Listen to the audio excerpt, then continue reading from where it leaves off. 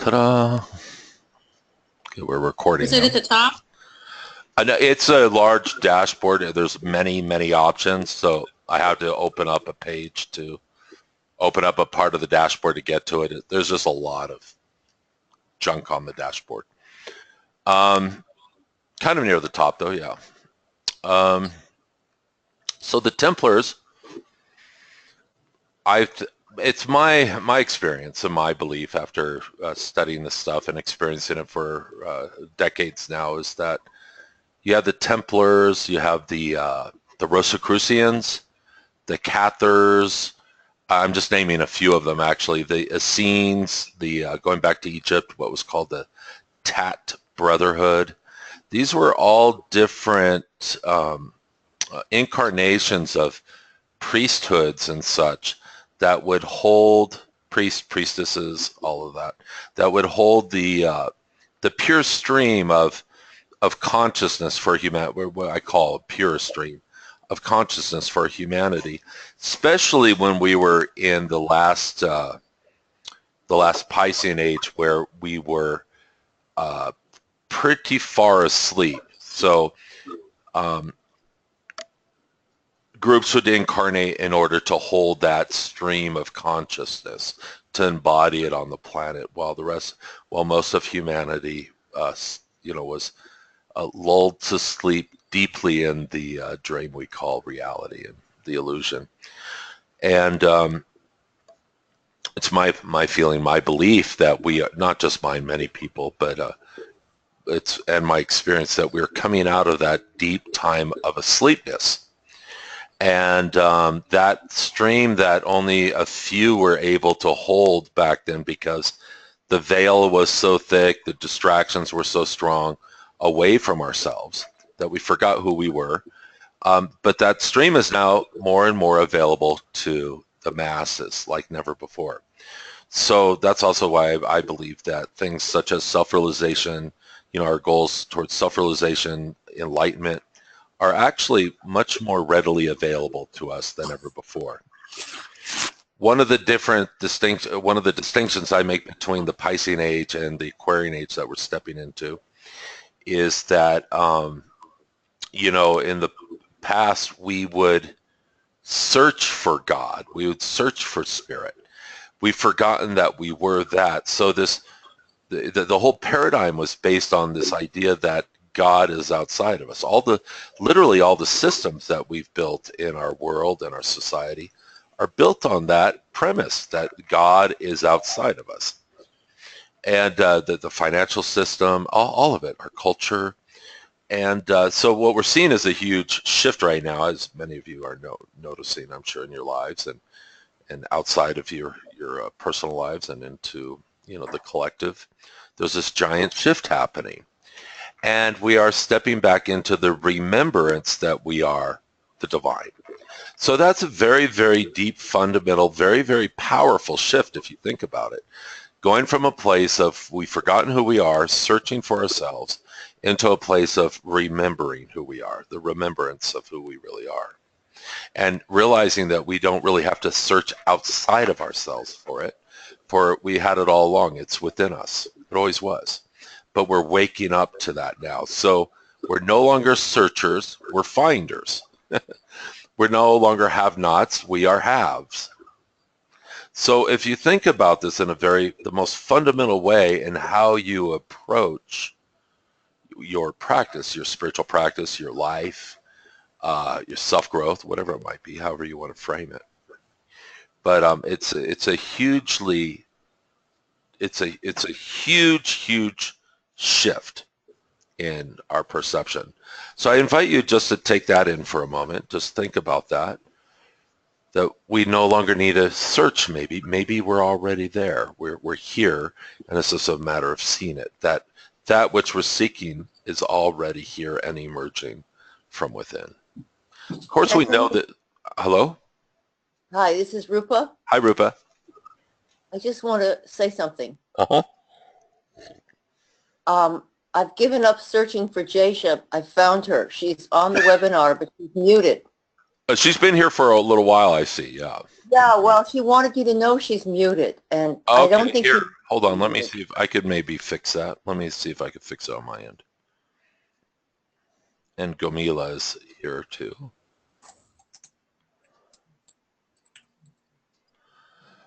Judy, it looks like it's muted from your end. I cannot unmute it for whatever reason.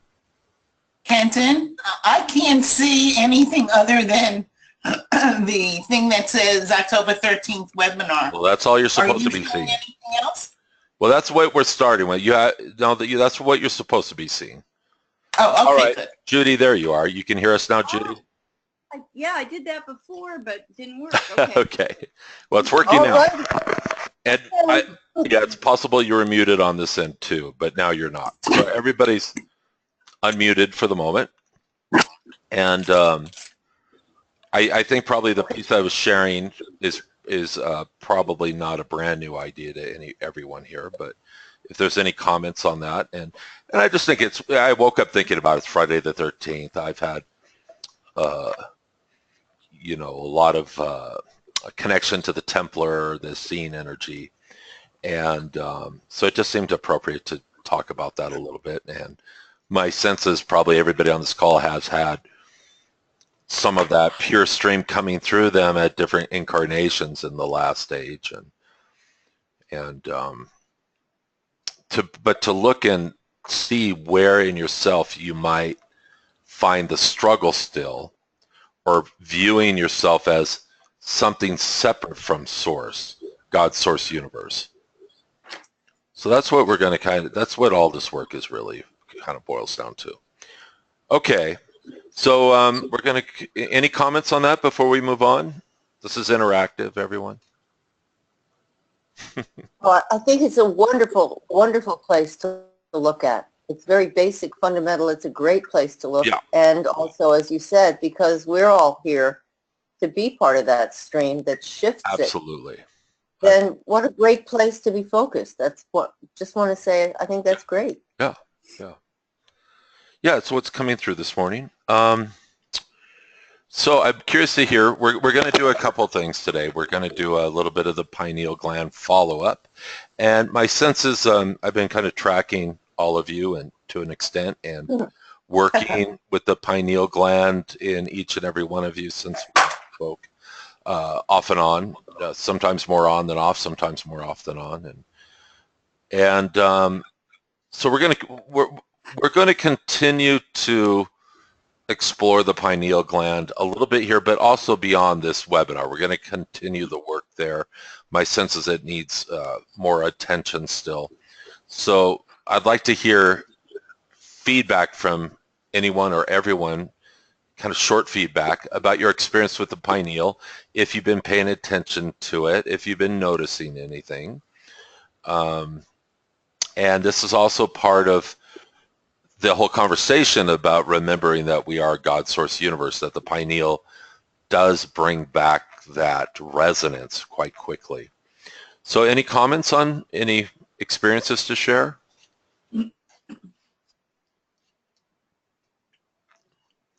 Participation is mandatory here. Well, I have to admit that I forget. Okay, thank you, Sutria. I do too sometimes, yeah. Have you been taking the, is everybody here taking the oregano oil? Or Yes. people, yeah, okay. But I've forgotten a lot. Yeah, I forget sometimes too. No, I forgot about taking it at all. Oh, okay, who's this? Rupa, Rupa? Oh, okay, hi Rupa. I'll make a note of that. Yeah, I forgot about it too. and you know, it's a great antibacterial, antiviral, the I know. oregano oil, so it's good for a lot of different things. Yeah, it is. I went to my acupuncturist. He asked me to bring supplements I was taking. The only one that he did all this muscle testing, which I could do on my own, but he did it. And he said, well, the only one I get that's really helping you is the oregano oil. Oh, really? That's cool. Yeah, no, it is. It's a really great, and I could feel it every time I take it, not just for the pineal, but my body overall likes it. So it's, as I said, it's antiviral, antibacterial. It has nice qualities. It has a nice vibration. So, this is that there is something very directly correlates to the pineal gland and our overall sense of spirit within ourselves, and also well-being in that sense too. When we're connected fully to our spiritual self, or that, I say spiritual self. I don't know, that doesn't land right. Our greater self, our whole self, our big self, our I am, which that helps facilitate that connection. It's very powerful. So anyhow, what I was going to say is we're going to talk about the pineal gland at the first half of or first third or whatever of this webinar, and then we're going to go into some of the what I'm calling the new work. I've been doing this work with each and every one of you already, but I'm going to kind of show you how a template that you can use as well, not a modality, but just a lens that you can put on periodically to look at yourself, to work on specific things that might be blocking you on your progression at any given moment, and how to work with each layer in each chakra so that you can get the results that you're looking for and move you more quickly to areas of self-realization and beyond. First of all, any questions on the pineal or any feedback? Sutria, thank you. Anybody else? Is anybody else not taking the oregano oil? I bought it, Kenton, and I tried taking it, but it didn't agree too well with me. It burned Really? my throat. I got the capsules, but it still, it didn't work out so well for me. Okay, how long did you try to take it? Just once or twice? Or? Yeah, a few times, but the burning was so strong all through the esophagus and so Really? forth that, Yeah, it was just really strong. I don't know whether I got too strong of a version or what. Do you take... So anyway, I didn't get That's why I didn't. I'm sorry? Yeah, I didn't get far with it just because of the reaction. All right. But I didn't know whether you suggested taking it with a certain kind of food or something, or what. Yeah, I take don't know it. how Maybe you try. Are you taking it without food? Well, I left it in Pennsylvania, so I haven't even tried it. I was using it there, and it just, I left it back there because I had such a bad reaction. I know on to it. the other webinar there was a whole list of different things you can take to support the pineal. I gravitate to the oregano oil myself, but you don't have to use that, but you might want to check that list again for that. I know that I sent out the link for the recording of it, so you might want to check that again. Kenton, that's the reason I didn't even bother to get it, because when I used to take it before, it had the same response. I had those same response video. All right. So I just went, I'm not doing this. Okay. But, so that's why I didn't go get any. Okay. And that's fine. You don't have, by no means does anybody have to take it. It's just a recommendation. And there are other things on that list that you could take to help support. Or, if you just meditate a lot, it will, here we're going to the first slide. It will begin to also, the idea is mostly the meditation, and we're going to talk about that a little bit. I just love this picture with the Eye of Horus and the pineal and how the two are related. And look at the design. Isn't it incredible? It's incredibly similar. And the Egyptians, of course, there was the left eye and the right eye of Horus mystery schools in ancient Egypt, and one was the more intuitive and one was the more analytical, logical approach to consciousness, to building consciousness. But here it's depicted that the eye is also the same shape as the pineal, which they're also equating to, the third eye, as well as access and gateway to wisdom and knowledge and such. Now, let me ask this question. Has anybody been regularly meditating on the pineal? No. I've been doing it, but not regularly. Okay. I would say irregularly. Okay. All right. So, and you know, this is something that, fun. This is something that you can do once you start doing any meditation. And when I say meditation, I don't mean you have to be sitting down, you know, in a lotus position with your eyes closed. You can do this driving your car with your eyes open, preferably. But you can begin to see the what I like is this. What I focus on when I'm doing working with the pineal more intensely, which I'll go in and out of it. Of course, I don't do it every day. But what I like is you see how the pine cone has these little the in-between places, the separations. Well, the pineal also has that, these little lines here. Almost in my view, when I'm looking at my pineal clairvoyantly and I'm being with it, they look like gills a little bit, kind of like fish gills. And what I'll do is I'll just kind of energetically go through with my mind, with my intention, and I'll kind of just fluff these up, if that makes sense. I'll just send a little gentle wave of energy and opening up the little spaces in between, kind of cleaning it out if it needs it, loving the whole thing, sending energy, seeing it lit up. I always use a very loving intention behind it. So I'm literally just loving the pineal. So if you can even start to do that, you can do it when you wake up for a few moments, or as I said, you could do it when you're driving your car, or you're cooking or whatever. You could do it, you know, the key is to just trying to get yourself to remember to do it a little bit on a regular basis. It does make a difference.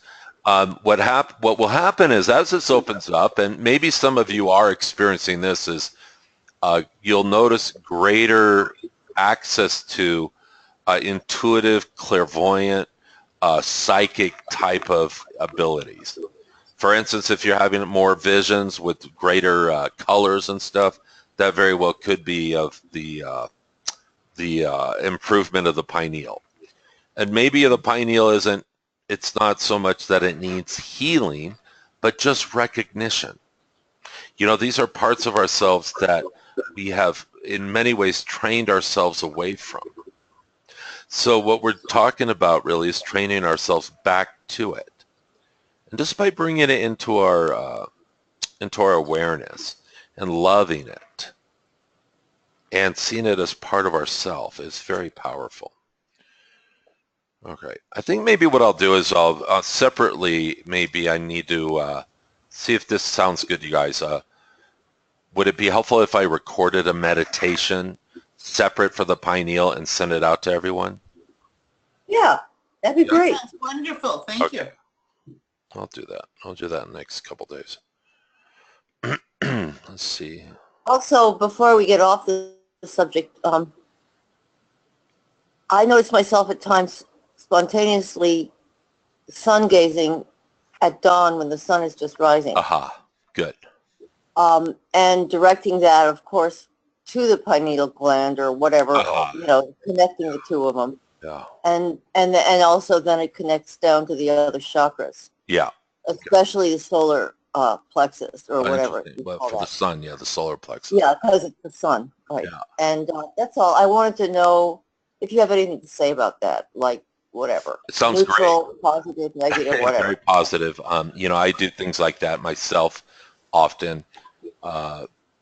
Recently, I haven't been out in the dawn sun, but during the day, I will find myself doing a form of sun gazing as well and feeling it come down. Really?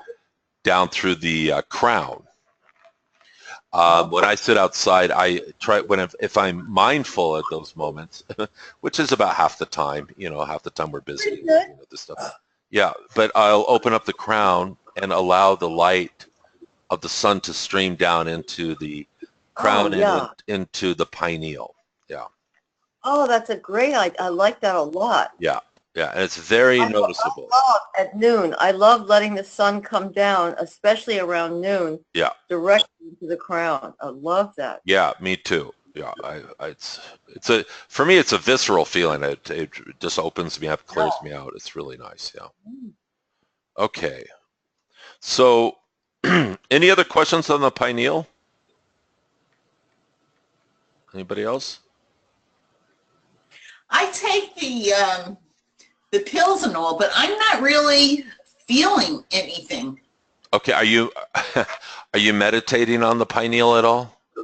You know. Not with regularity. Okay.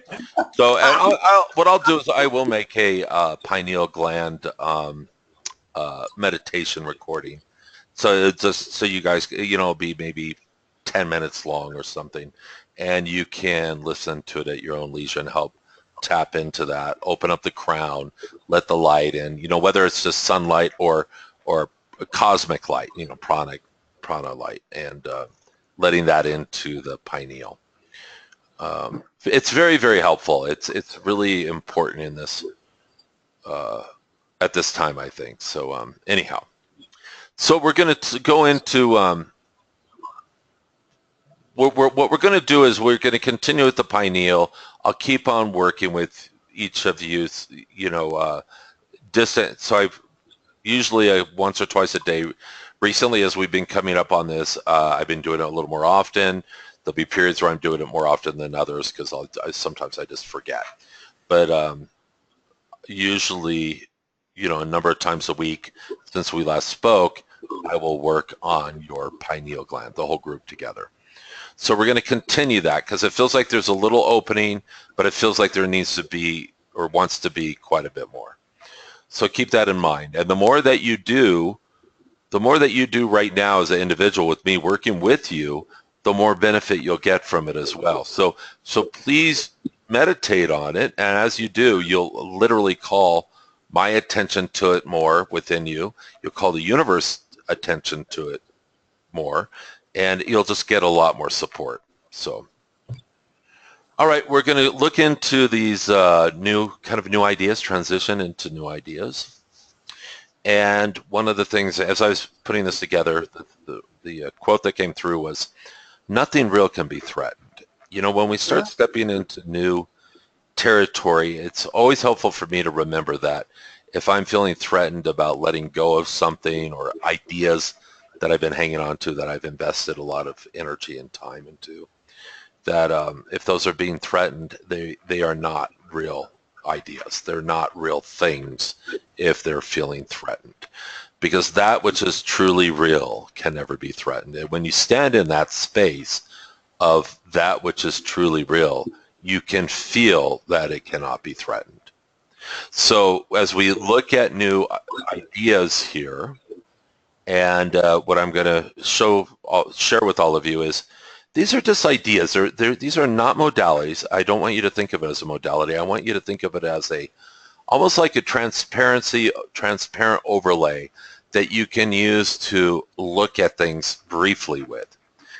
These are not lenses that I encourage you to use all the time. They're to be used as tools now and then when you're looking to get clear on something that may be in your way, something that may be blocking you. All right. So, some of you have heard me talk about this, some of you haven't. We have, and this is a very generalized map here, okay? We could call it a map. So once again, these are not written in stone, and they're meant to be flexible, but also give us an idea of where we are and what we're working on at any given moment. So I think with some of you or all of you, I don't remember, but we've talked about the chakras to an extent. The chakras, each one, if you take the even number of the chakras, the 2, 4, 6, those are what we call more feeling centers, and they're also what we call more states of the collective, of the we, okay? And what I'm referring to here as second stage. Now, we have the individualized person, which is the first stage, which is what I call I exist. This is when we're first born out into the world, or we're raised. We go out into the world as an individuated human being, individuated in a very basic psychological definition there. And in that individuation, we don't really think of God. We don't think of ourselves as God. If we think of God, we think of God as something outside of us. We don't think of it as being us really being part of it. A lot of separation there. When we reach for power in that state of being, in that level of consciousness, we reach for force. That's the only thing that's available really in that level of consciousness.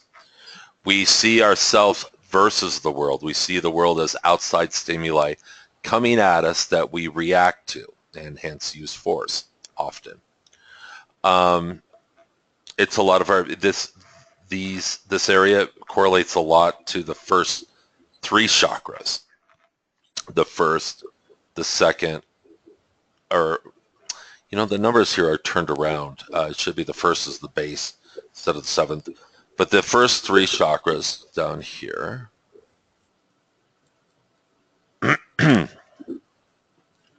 for the most part, constitute the first stage. So the second stage, which a lot of it, everybody's on this call has been through this, and we all exist in all three stages simultaneously, by the way.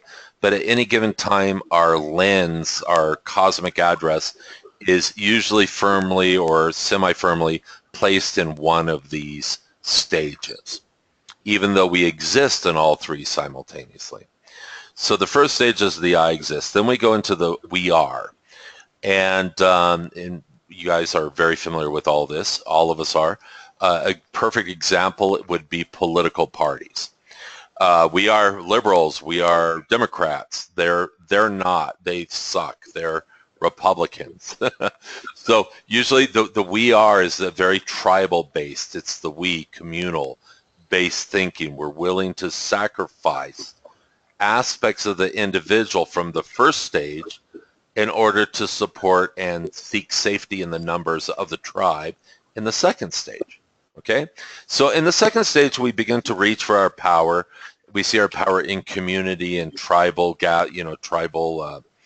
dynamics. We put the we over the I, and there's survival in numbers. There's group projects that take place in this.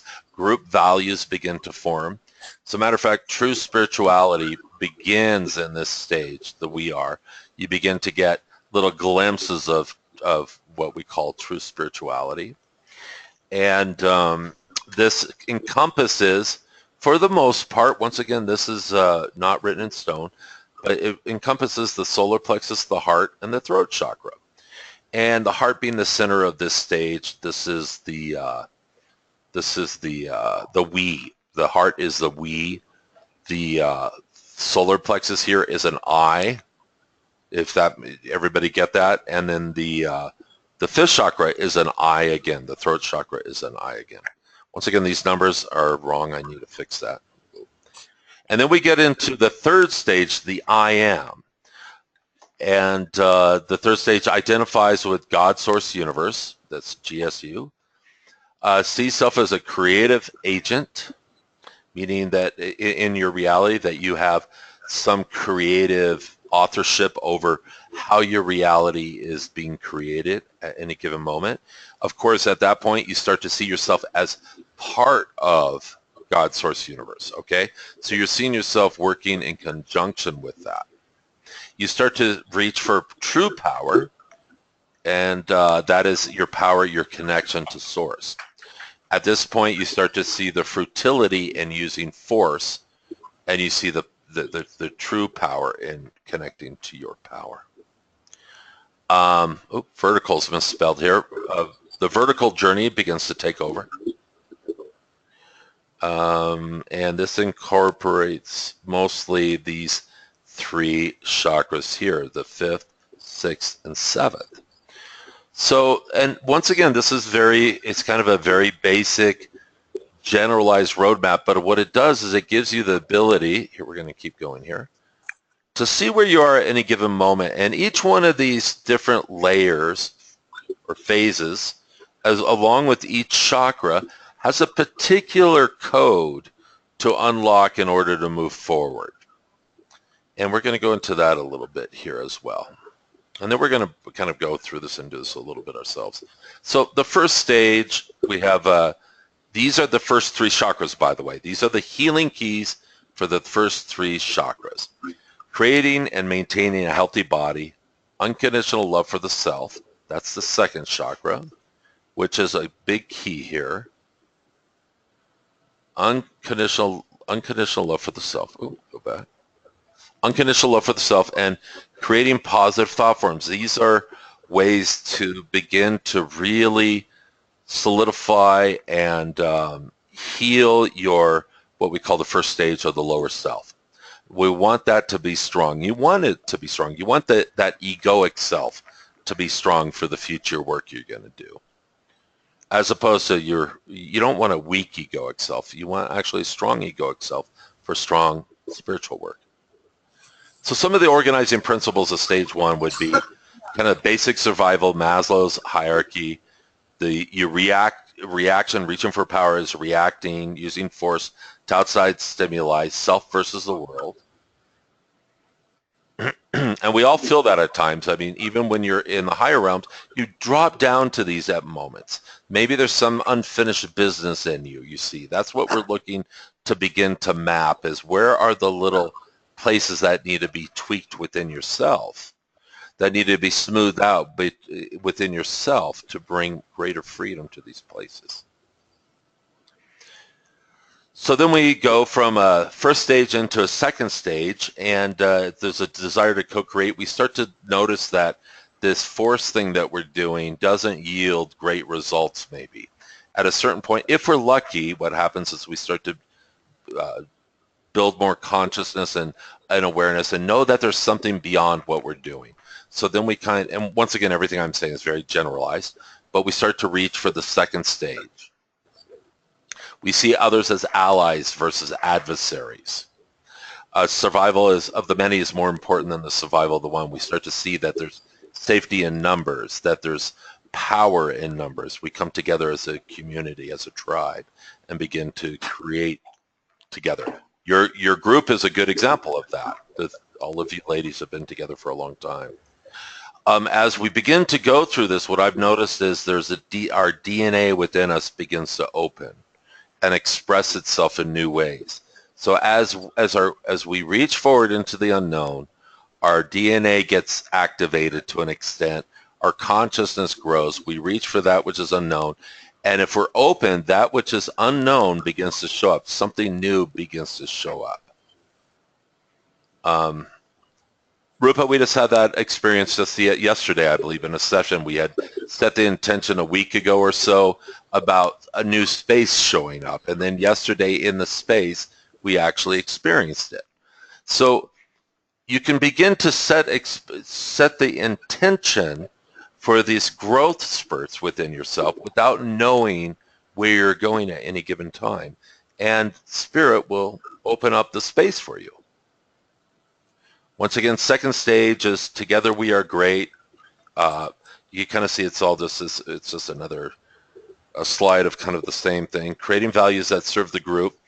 When we start getting into values, we're going to talk about this for a moment. And I've talked to Gomila, and I've done a lot of good work around this recently, I know, so let's go into the example of liberals. Okay, everybody on the call I know is a liberal, and so we're all liberals. We have these values around it.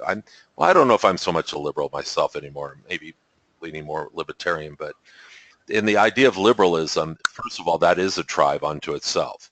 And it's about community. It's about taking care of others besides taking care of yourself. Now you look at the conservative movement, and that's kind of the opposite in many ways. That it's about this. It's more self-centered. It's more individualized. But it's also in the I exist. It's not in the I am realm of things. By the way, it's not in the higher I am realm. So the values that you create within your community are also the very things that keep you locked into that level. So your ideas about, for instance, the more polarized we get, about I'm a staunch liberal Democrat. Hillary should have been president. Trump sucks. The more that we get locked into that, the more it keeps us locked into that stage. Literally keeps us from evolving into the greater I am experience, which transcends and includes all that came before. So the values that we ascribe to, that we call our own, are the very things that can also keep us divided within ourselves. It might look like it's outside of us, but divided within ourselves, and keeps us from ascending to the higher levels of what we're actually looking for. Okay. Any questions on that? Please question me on anything. Not a question. It's just, I like your comment. We are awesome, them not so much. I think that's something. Yeah, that's the whole self sense of it. Yeah. And within a group, you can produce a lot within a group. There's a lot that can happen. Companies, organizations work in this way often. You only can go so far as the group goes, though, as well. If the group isn't willing to really go far, well, then you can't go too far with that group. They're only capable of going as far as the group is willing to go, as the individuals in the group are willing to go. So what happens in this case often, and if you think about it, most of you are going to relate what I'm going to speak to next to particular personal experiences. And what that is when you're in the group experience and you're going, you know what, this group sucks. I'm not getting what I really need. And there's a judgment about it, and you start to push away from the group. What happens is, instead of going forward, evolving up into what we call the higher I am realm, what happens is you get kicked back into the lower realm and into the first stage, the I exist. And what happens with that is it's because the judgment that comes up.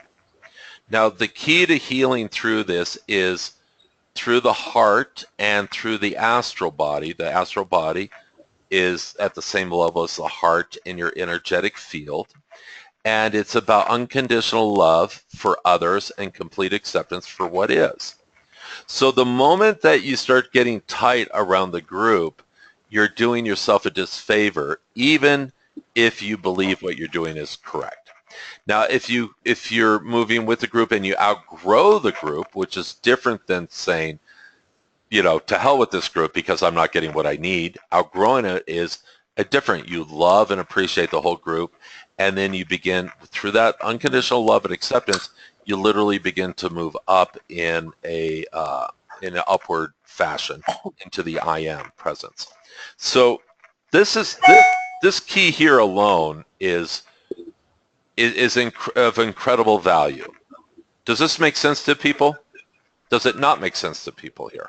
It makes sense. What is the key again? Is it, you mean unconditional love for all creation? What is the key? It's for the second state. Now, there's a lot of information I'm trying to share here all at once. So each chakra has its own key, but I've broken the stages up into sets of 3 chakras. So the healing key for the second stage is unconditional love and acceptance for all of humanity. Creating positive thought forms. So when you see something that you don't like, you begin to realize that you have the ability to create that thought differently. Okay? Yeah. So that thought isn't just automatically true because you're thinking it. So you start to see you have dominion through consciousness and conscious intelligence over your thoughts, which are two vastly different things. Of course, they can be in alignment, but often they're very different.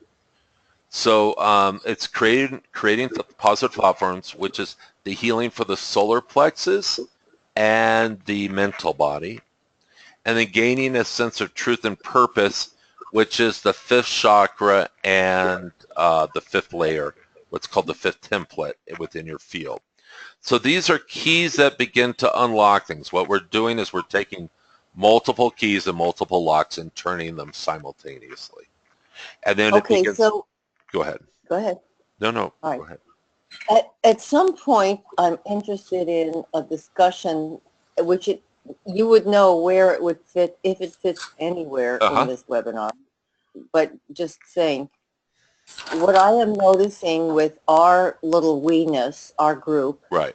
Our little weensy group, is, and I'm not saying I'm the only one, just speaking for myself, is for some time now we've been moving from tribal to still a group, but focused in the I am, and when I say for some time, I can't say how long, for ages, perhaps.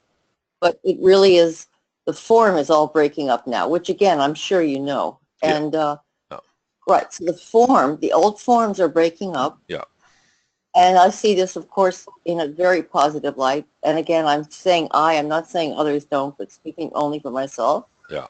I see it in a very positive light, and it's a very interesting thing to watch it go from a tribal adherence, as it were, to a structured bunch of thoughts, like we all believe this, the way you do when you're in a tribe, to each person acting from within her own source, regardless, not going first to the group, not following that instinct, which, by the way, is programmed into the brain, to go for what your group wants over what an individual wants is actually programmed into the brain.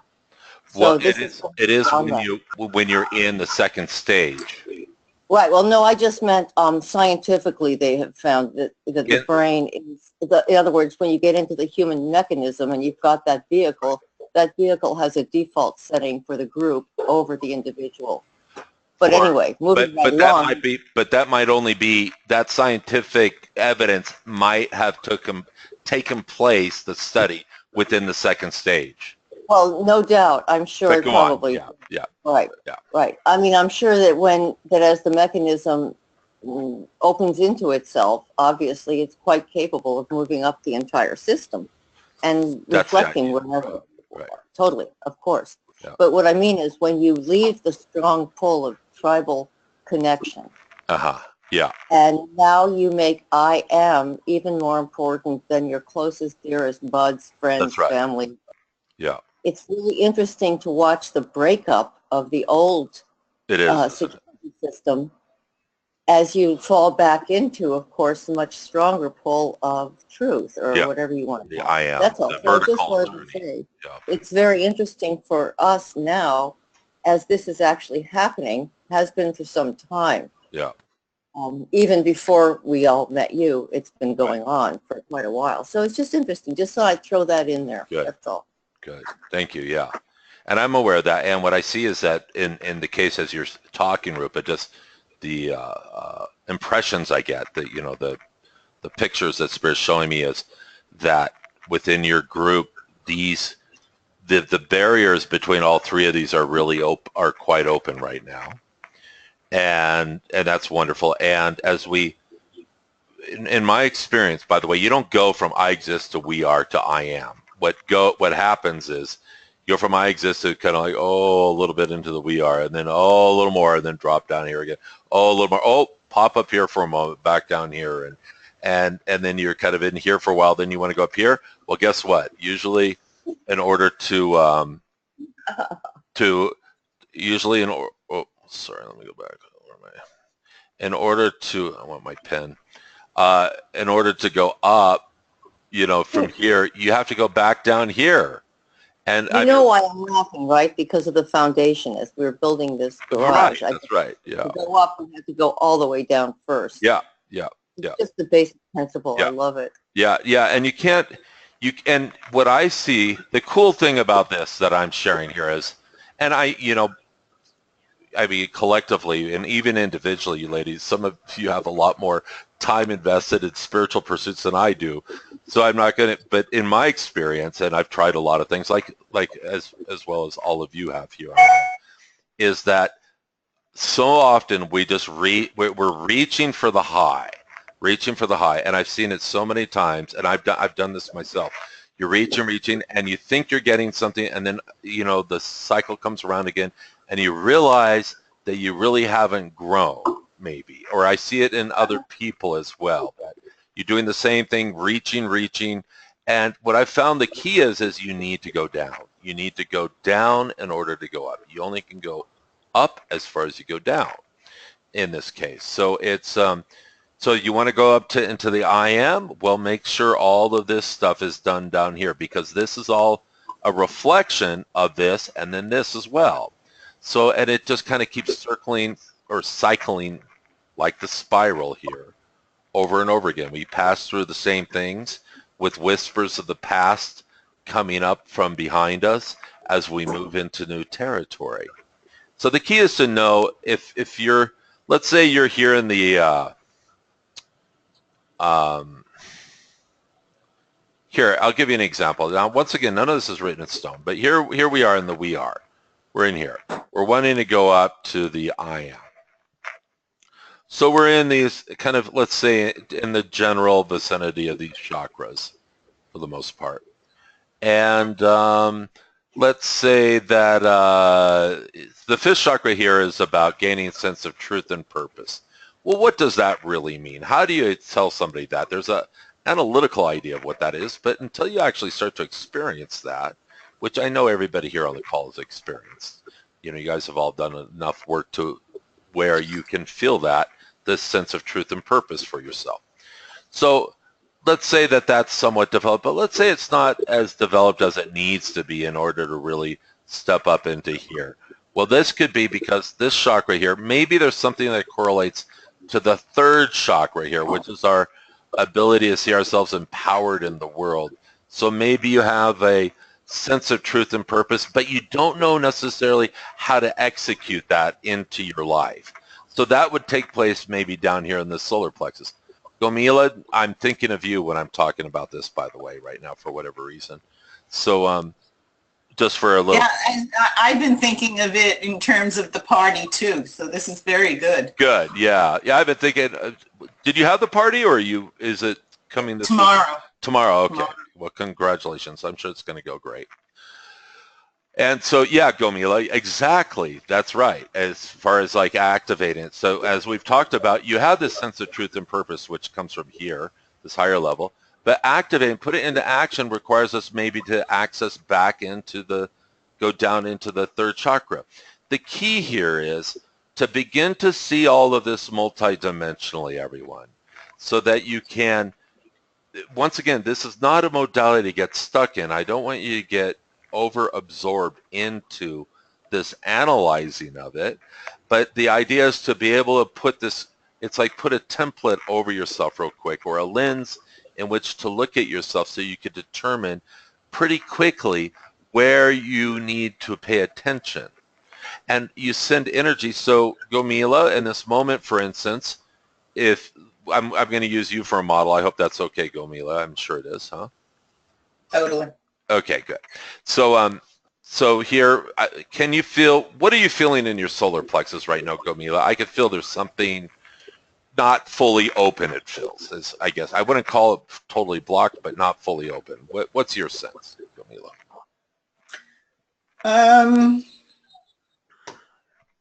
What are you feeling?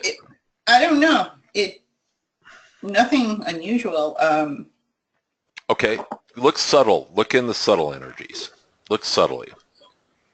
And we tell ourselves, we stop telling ourselves, I don't know. Because somewhere inside you, you do know. I know you know. So, okay. And just take your time. Take your time. Okay, so when you started talking about this and I went into thinking party mode, right, old things started to come up about how the montage was going to go and stuff. So right now you're pulling out of your body, you're moving away from your power as you're talking about it. Right, that's what was happening. Yeah. So that thought, well, that's creating thought forms, okay? So that's based on what? Past experiences somewhat, but not based on anything current really. Everything you're telling me is based on, those are based on past assumptions of what's going to happen. So you start to vacate your body, you start to vacate your power, moving away from your power as well. So the key here, though, all those thoughts are going on, but to hell with those thoughts, okay? They don't mean squat here. They really don't. And so what we want you to do, Gomila, is start to focus on the solar plexus.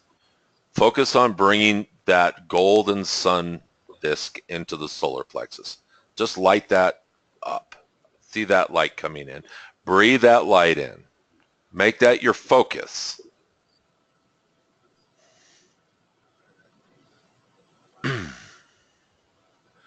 As you start to bring that in and just focusing on that, letting the other thoughts go, let the new thoughts that are based on you empowering yourself in this area, you'll find new thoughts come fairly quickly once you start to light up this area.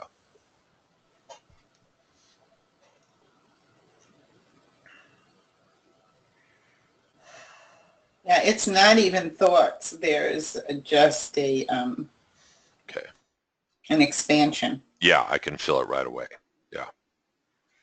And where's the stay now? I'm going to ask you to stay with it. Keep your focus there on the solar plexus as I ask you this, and notice yourself if you start to move away from it. So where are the thoughts, the negative thoughts telling you it's not going to go well? Stay with the solar plexus. Stay with it. It's kind of a trick question. It's not there. Yeah, that's right. It's not there. That's right. That's right. That's right. See, so when we start to learn, and this is a simple, it might seem confusing at first what I'm trying to share. It seems like a lot, but it's really not. And each of you, each and every one of you have had enough experience and training to grab these concepts real quick and easy. The key is to learn the healing key for each chakra, which is super simple. It's so simple, it's ridiculous. And then start to practice that. And then notice whether you're in the I or the we, the I exist, the we, or the I am. All of the lower patterns that take you out of the place you want to be, you know, we all have those. We've been working on, I've been doing that work with everybody here, really. The lower patterns, those are lower will patterns, right? Lower will. What you're experiencing right there, Gomila, is a lower will pattern telling you you're not good enough. That's a lie. You know why? Because it's telling you you're not good enough. That's how we know. It doesn't keep you in your true power. That's why we know it's a lie. And then what really happens is that even when I am in that power, the thoughts come up and it'll be voiced from the lower power when in actuality that's not even accurate any longer. That's right. But in that place you can discern that. Yes. See? So it takes vigilance, what we're talking about. Each and every one of us, we have our little quirks, our little Achilles heels. All of us have those, at least one or two of them, right? Maybe some of us more, but but it's the key is to find out what those are. Pay attention to that. Pay attention where your weakness is, and don't. I'll tell you the key. We could call it a handicap, okay? And once we discover what our handicap is, we surrender to it, knowing that it's through the surrender of a handicap that we actually begin to empower ourselves. So it's through the acceptance and the surrender of our handicap that we begin to have understanding and hence empowerment over it, rather it having power over us. Yeah. So, okay, let's do this one more time. Let me see if we, first of all, any questions, anybody? Please engage me on this. This is important.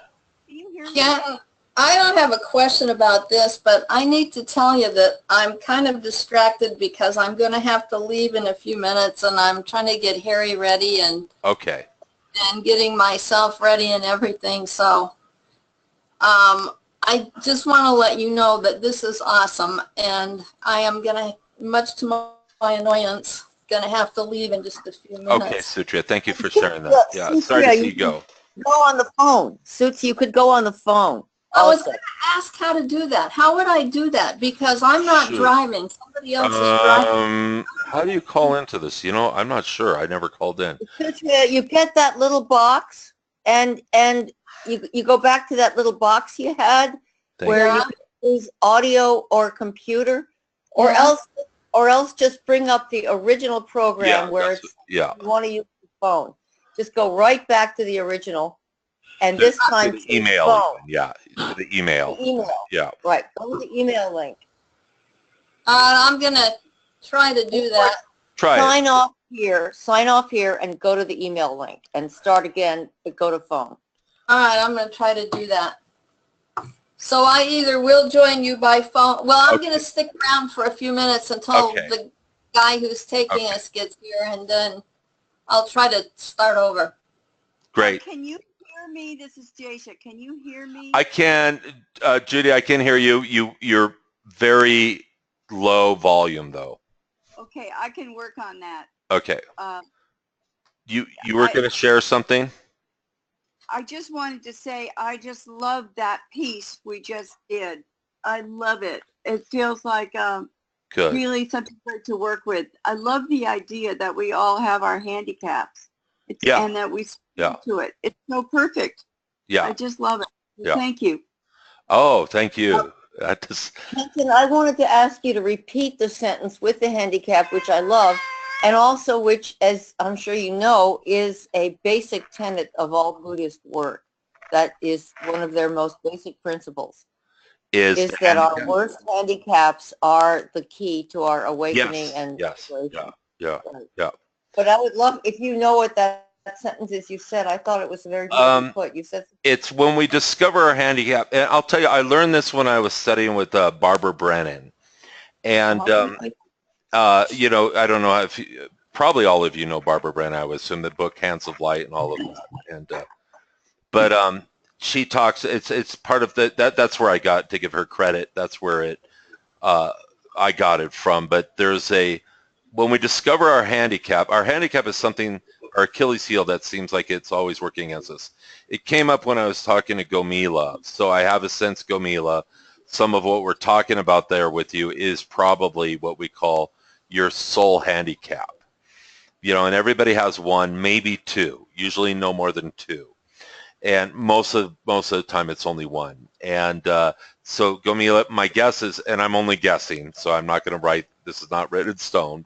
We could look at it more for you, but my guess is it's probably in the area of you caring what other people think about you is your Achilles heel, how it keeps you out of your power, something along those lines. So when you recognize that and surrender to that, going, oh, that's my handicap, instead of fighting it, it's like it works in reverse. Through that surrendering to it, you actually gain understanding and power over it, as opposed to it having power over you.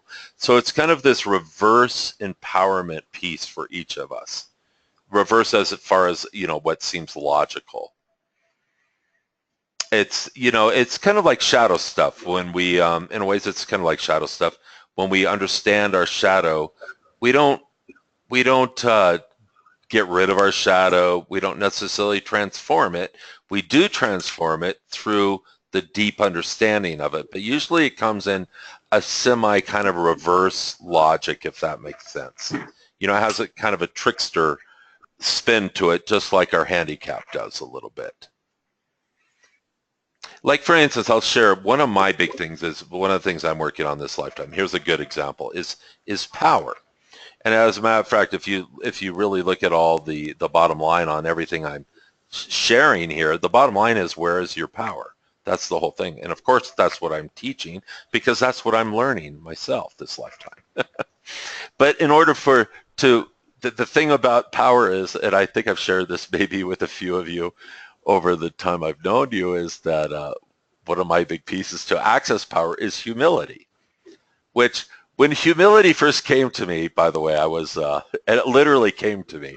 I was on a private retreat by myself on the Big Island of Hawaii volcano. I was camping for a couple days down there. And woke up the second day there and got out of my tent and feeling this weird energy, and had to go into the village to buy some supplies. I'll never forget, I was in the car. This is like 20 years ago or so. And I asked my guides, I said, what is that feeling? I don't like this feeling. And one of my guides in a really deep, stern voice goes, Kenton, it's humility. and I go, ugh, I don't like that. Because power, here power is powerful. I have a deep voice. I'm a big guy, and big energy and power. Humility seemed like the complete opposite. You see, and in a sense, the way I was accessing power was, at times was my handicap. It was crippling at moments. But it's through the humility, surrendering to the humility, which, by the way, I love now. I actually encourage myself to embrace it daily, and it's a beautiful thing. It's just incredible. But it's a far removed from where I was trying to hold power 20 years ago. So that's one example. And so we all have these pieces. I'm sure, because all of you have done a lot of work, that there's you probably have many. Hopefully, what I just shared triggered some things within each of you that might give you a sense of where you're. Oh, Kenton, trust me, we all know what ours are in each other and ourselves. Yeah. Yeah, at least in each other, right? Yeah, each other is joking. Clear. I don't know. Anyhow, okay, so let's get back to this. So, for instance, now each chakra has its own healing key. The first chakra is healthy body through exercise. The second chakra is connected to the emotional self. So I'm talking about the bodies that are connected to the chakras right now. So the emotional self connected to the second chakra, the emotional body, and that the healing key for that is unconditional love for self. So, for instance, here we could say that as you're moving up into these higher realms, this higher place, now maybe you've worked on unconditional. Let's say you've already done a lot of work on this, okay? Unconditional love for self. You've done years of that work, and I'm sure everybody on this call has done, a fair amount of work in that direction. And then you've kind of up here into this state, the high. Let's go into the heart. Let's say you're working kind of in this state, the upper we are moving into here, just for the sake of argument, and you realize that all of a sudden you made some breakthrough where this was your world, kind of. This is how the extent and how much you were able to unconditionally love and accept others. Now all of a sudden you have this breakthrough and it goes like this. It's like doubled in space or something. You had like a big aha, and you realize how much you. Just a second, my phone's over this. And you realize how much I was just wondering, is that Sutria calling, I wonder? 618, is that Sutria? Yes. All right. Sutria, are you still here, or are you on the other? No, she isn't. Here, let me call it. She wants to, I'll just tie her in through here. Good. Well, she can't be on fully, but she can listen to me at least. I thought that I heard the noise of her car in the background at first. That's funny. Sutria, is that you? Yeah, I'm trying to figure out how to do this on the phone. Okay, so unfortunately, I'm speaking through the computer, or else I'd just tie you into my phone. But you can just stay here, and you can hear my voice, but you can't hear others. Is that okay? Yeah, I'll just do that. Okay, so just you can just listen. So Sutria can hear from here, guys, but she's not. All right. So continuing on. So we have this experience where all of a sudden you go through this expansion here, and all of a sudden, and I know everybody on the call has gone through those as well. So all of a sudden you have this much greater ability to unconditionally love your fellow human. Now, in that expansion, probably what's happened is this place down here, your ability to love yourself, was only to here too. So all of a sudden, this wants to go through a greater expansion. You're expanding, and you're encompassing more in your world, and you're clearing more. So this needs to open up more. All of a sudden, your love for yourself has to expand in order to kind of catch up with the expansion that the heart's gone through. Does this make sense to everybody? Yes. Yeah. Yes. As a matter of fact, what we start doing is we intentionally expand particular centers within us to get the whole system expanding. We're kind of kickstarting. So we start to learn to expand, and well, we contract as everybody loves expansion. When we go through expansion, it's like, oh, wow, that feels so cool. And then when we contract, that is always a little bit like, ugh, that feels a little hard at times. But it's the contraction period that we are integrating that which we've taken in on the expansion. So contraction is just as important as expansion. Can you say that again, please? And also, what's the key for the third chakra? The key for the third chakra is creating positive thought forms. Oh, okay. Yeah, and we're going to kind of, thank you. That reminds me, let's skip ahead here a little bit, get into.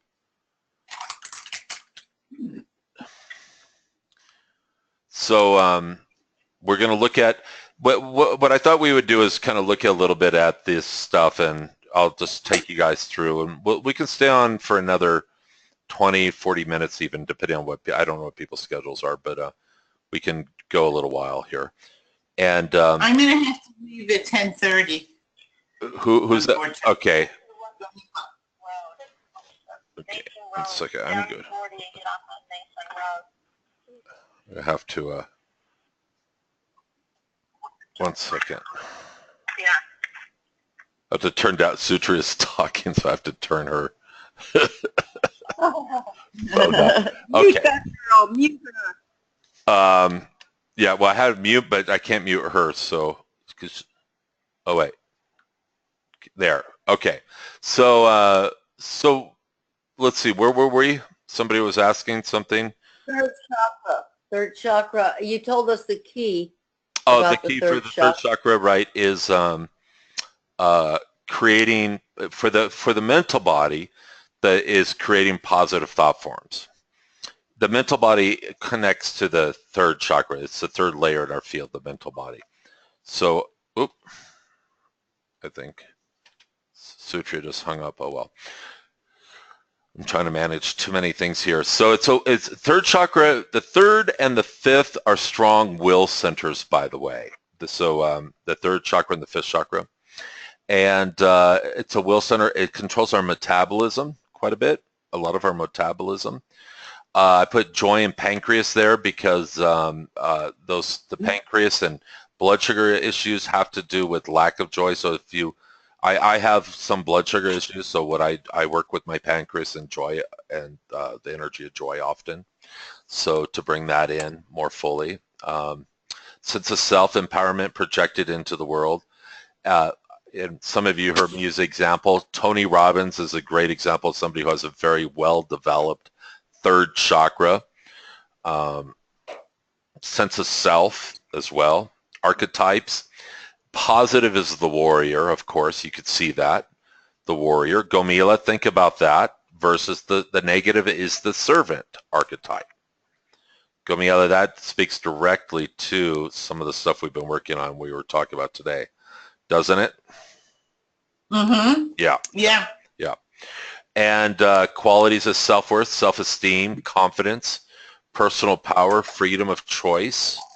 This is also where we exercise our will often in the third chakra. You know, lower will, higher will, freedom of choice, all of that is in here. Life issues to develop strong, radiant ego. I exist, therefore I'm worthy. You know, it's interesting when we get into spiritual work and you get into ego, and there's so many spins on what ego is and what it isn't. I invite all of us, you know, my sense is a lot of what we think about ego, I'm not saying by any means I have the answer, but I feel that a lot of what we think ego is misunderstood. I think a lot of it is based in old Piscean age ideas. And so if we think, for instance, the ego who doesn't know it's God is one thing. The ego who understands it is God, that it's connected to God's source, truly connected to that is a different thing. A healthy, strong ego is something that you want when you're pursuing spiritual and self-growth pursuits. You know, you don't want a weak ego, you want a strong ego, a strong, healthy ego. So it's I think that there's a lot of misunderstanding around what ego is, and we've talked about. I know some of us have. Rup and I think all of us at one time or another have talked about the transfiguration of the ego from the small, worthless kind of self piece into the empowered, seeing itself as part of source, seeing no separation between itself and source. Okay, so pretty much everybody in this group can probably use work in strengthening the solar plexus. The solar plexus, if we go back to the 3 stages, it transcends 2 stages. The first stage, we access the solar plexus, as well as the second stage, we access the solar plexus. Okay.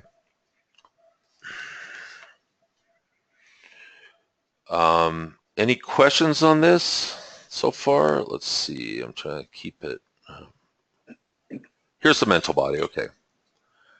The mental body is the third body out, correlates with the solar plexus, and one of the questions I love to ask, kind of to ponder yourself, is, do your thoughts think you, or do you think your thoughts? Do you think your thoughts, or do your thoughts think you? Take that in for a moment. Camila, I'm going to use you for example, since I was already, and I'm kind of tuned into you. So when you're feeling disempowered, like over the party or something, or any other thing that shows up like that, because we know the party's just one, it's just the current thing going on. But in those moments, your thoughts, when you're feeling disempowered, I'm quite sure you could say your thoughts are thinking you in that moment. When you're when you're feeling empowered, you're thinking your thoughts more or less. You're allowing those, and it might be even thoughtless. You know, there might be a sense of thoughtlessness in a positive way, where the thoughts aren't running you. Yes. Yeah. So we begin to learn the difference between consciousness and thoughts.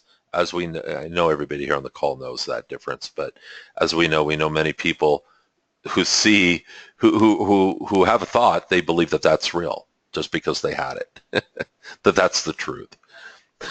There's a lot of that going on right now out in the world. So what is your relationship to your mental body? You know, just look at that for a moment. What is your relationship to your mental body? How do you relate to your mental body? Is it something that works? Do you have a good relationship with it? Is it close?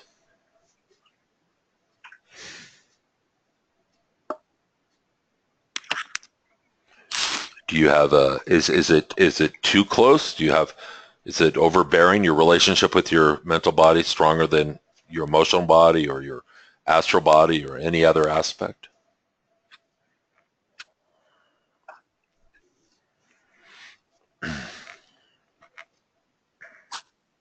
You're asking this to everyone, not me, right? Yeah, everyone. I didn't know if you were waiting for me to answer you. Oh, okay. You can answer, Gomila, please. I mean, please, it's interactive. Yeah. And question me, question what I'm teaching. I encourage you to challenge it if that feels right, or, whatever feels right here. It's interactive. Do you believe that your thoughts create your reality? Yes, no, to some extent, lesser extent. Can you cultivate the thinking that brings you what you want to create in your life? Gomila, that's once again modeling, using you for the model here since I tuned in. And you can see how you can cultivate the thinking around what we're talking about for yourself.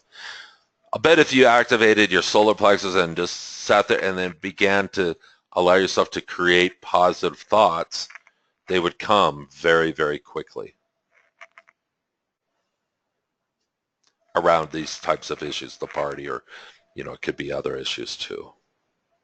Right, and also what I was noticing a little earlier was I was hoping for a microphone for when I had to speak at different points, and I couldn't find one. And so as you were talking, I was thinking, I really have to open to that power to allow it to come through. Good. That it's heard. Good. Excellent. I like hearing that. Yeah, that feels good when you say that. Yeah.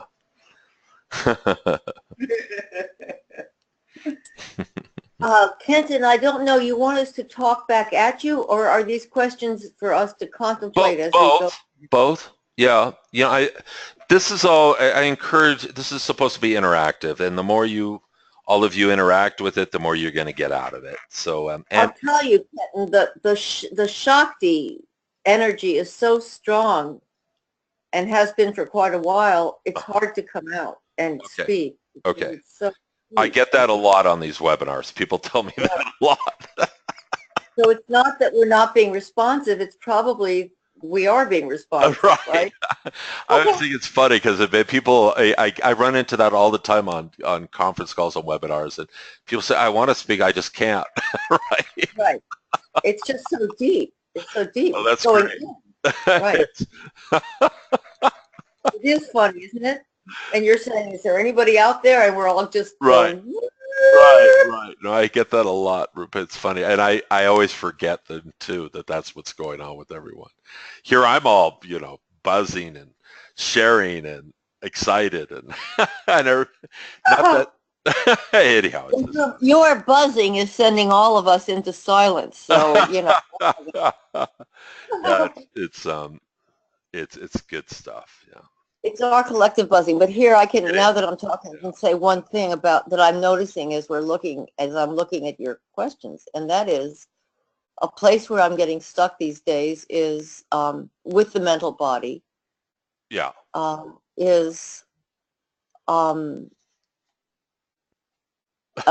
with the creation of positive thoughts. Mm-hmm. And we don't have to do me very much here, so I'll just say this, but we don't have to. No. Right. Okay. And that is that people say to me on a regular basis, how are you? Right. And I end up tripping myself up on that one because all of the physical symptoms, etc., usually suck to some degree or another, but they almost always are pretty bad in some way. Right. So the part that wants to speak the truth wants to say, and especially the ego part of it that wants to feel sorry for itself, wants to give a whole report on this sucks in that way, this sucks in that way, etc. Yeah. But the one that wants to create positive thoughts and bring forth the reality I want, and that lives in the place where it's beautiful regardless, wants to say that. Yeah. And they're all the mental body because they're all thoughts. Mm-hmm. And if I only say the positive, then I get this thing that says you're not telling the truth. Yeah. But if I only say the negative, then I'm creating more of the negative. So again, we don't need to spend a lot of time on me, but I'm looking at the relationship of me and my thoughts, and that's a place I still have work to do. That's all. But we don't need to do my work now. I don't want to take up the time. No, it's fine. It's interesting. There is that right there. As you're talking about it, what I also get is let me go forward real quick here. Hold on. Hang on, forward. Into the astral body, which is also the heart chakra relates to the astral. And so what you just mentioned, Rupa, my feeling, and this is kind of a new idea for me that Spirit has just in the last couple of weeks been working with me with, is the astral, and the astral layers are astral body, astral layers, the fourth layer in our field, and it correlates to the heart. So the heart is the bridge chakra in many ways, as probably all of you know, from between the lower chakras, which mainly support physical life, and the higher chakras, which we call our spiritual life chakras, spiritual chakras. So, and the heart and the astral body are a bridge for those two. So there's something about Rupa. What I just got the hit on was the bridge of the heart for you and the astral. How that bridge is, how your relationship to the bridge that connects the upper and the lower. Your relationship to the bridge. Listen to the exact words. The relationship to the bridge of the upper chakras to the lower chakras into the body, of the formless into form, from the vertical right. to the horizontal. Yeah. Yeah. Something right in that realm there, which is what we've been working on the last couple of days and last couple of sessions with you, is right in that area, isn't it? You can feel that. So when you said that about the thought forms, and I can relate to that, you know, oh, I'm feeling really good inside, but I got this other thing going on. You know, I've even in the last couple of years, I've noticed I can feel, and this sounds bizarre, I can feel really great and still sense depression too. Totally. Yes. Yeah. I can feel really great and go, oh, there's some depression there. Isn't that interesting? But I feel really good. Yes, I have that a lot. In fact, Yeah. I used to say all the time, I feel like inside I'm on the beach in the sun. It's beautiful, Yeah. but everything on the outside totally sucks at the same time. Yeah. And people began saying to me, will you please stop and integrate those two and stop saying, you know, everything on the physical phenomenal sucks big time, but Right. inside it's like I'm on the beach in the sun. It's a beautiful day at the beach. Yeah. So, but here's one more thing I want to Mhm. say, that this started for me because I was looking at mental body relation to thoughts. Yeah. And what I have noticed, of course, that I didn't before is I think that I made up my whole disease out of falling into fear, and then when things would happen in my body, I would go, ah, and then I would make it worse. So I've been empowering and creating this whole thing ever since a long time ago. Yeah. And I see that's my relationship with my mental body. I've made it all very good. And so I want to undo that, and I am undoing it. Yeah. I don't know why I can't go faster with undoing it, because I see Well, that. what I'm getting is, and once again, you know, this is coming, as you know, it's coming from spirit, and what I'm getting is hold on, here, let me go forward to go look at literally this part. What is your relationship between your higher chakras and lower chakras, or the what is the relationship between the higher and lower? There's some, it feels like some judgment almost is how it feels. Yeah. Or and the what is the heart space role and being the bridge? You know, kind of spirit's showing me, like, think of a highway, a 2-lane highway or 4-lane highway, and I think we've used that analogy before, even maybe Rupa, but it's showing me like a highway going up and down, and you want that highway to be fully open and flowing, and wherever there's judgment impeding that flow between the relationship between higher and lower. I mean, this is for everybody, of course, not just Rupa here, but obviously, yes. Group, Thank you. Thank you. All right, so let's go.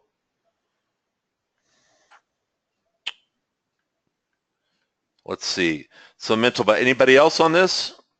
Anybody else on the mental body? So this correlates to the third chakra, which is also, you know, we can talk a lot about the chakra stuff too, but because of time, we're not going to do that right now. We'll do another call soon with all of this focused mainly just on this material, and going over it a few more times will really begin to sink in. So, and it's so powerful.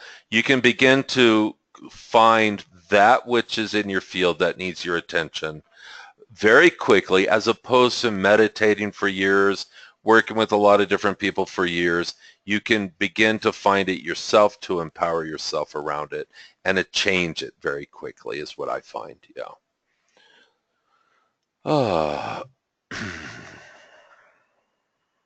The fourth chakra, heart. So we'll just kind of, I want everybody to feel in, let yourself get some healing right now. As a group here, there's a lot to be, there's a lot of power here. So ability to give, receive and experience love, the heart chakra. Qualities, unity, sisterhood, brotherhood, love, peace, innocence, purity. The archetypes, the positive is the lover. The negative is the actor, actress. That makes sense, doesn't it? You know? The life issue is to let love be the center of your life. Archangel associated is Raphael, the archangel of divine healing. Thymus gland, joy creates healthy thymus and healthy heart, helps balance immune system. So let's just tune into the thymus gland for everybody. I believe there's two aspects right up there in the upper chest of the thymus gland, if I remember correctly.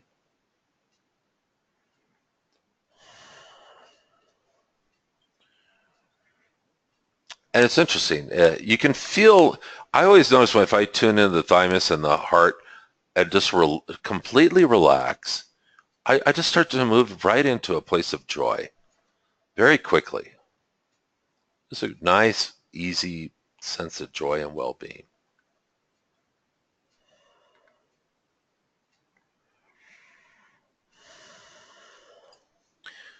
Now the heart and the which connects to the astral, the healing key for this layer, besides healing the heart, if there's any other heart stuff to heal, which we all have usually some of that, the heart chakra is separate from the heart space. The heart space relates more to the astral body. The astral body holds a lot of information. The astral body is probably to me, the most interesting of all of our spiritual bodies in many ways. It holds a lot of our past lives, records past lives, childhood events, significant events of this lifetime that maybe if we've experienced trauma especially, or wounds and hurts that will be locked into the astral. Wow. The astral is also the place that things that go bump in the night, I believe. You know, the monster under the bed when you're a kid or in the closet. I think a lot of the wars on the planet, a lot of the wars and conflicts on the planet have been started because of misunderstanding of the astral.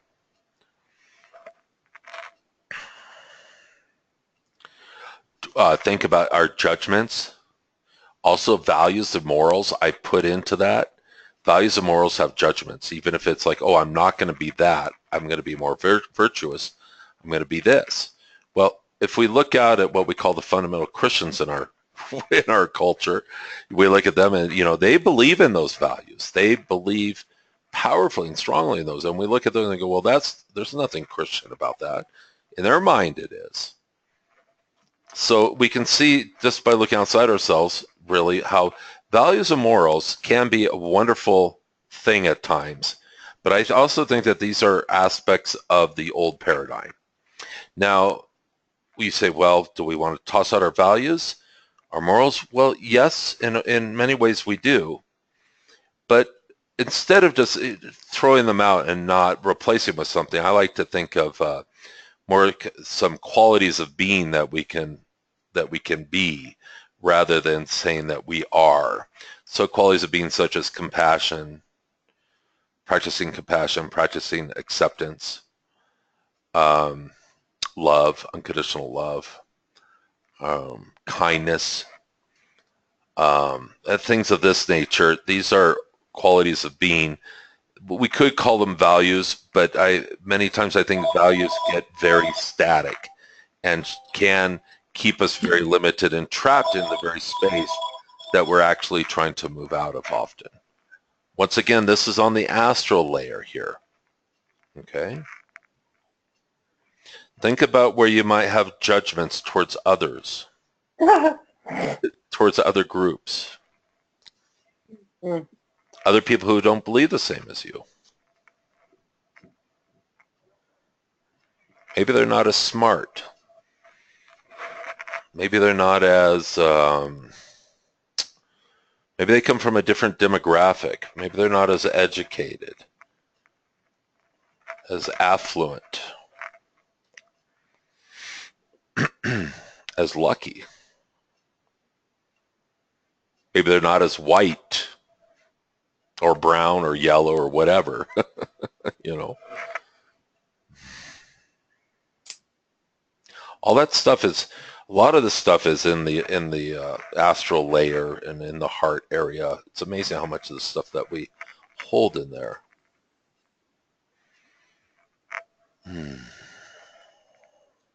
So I'm going to come back to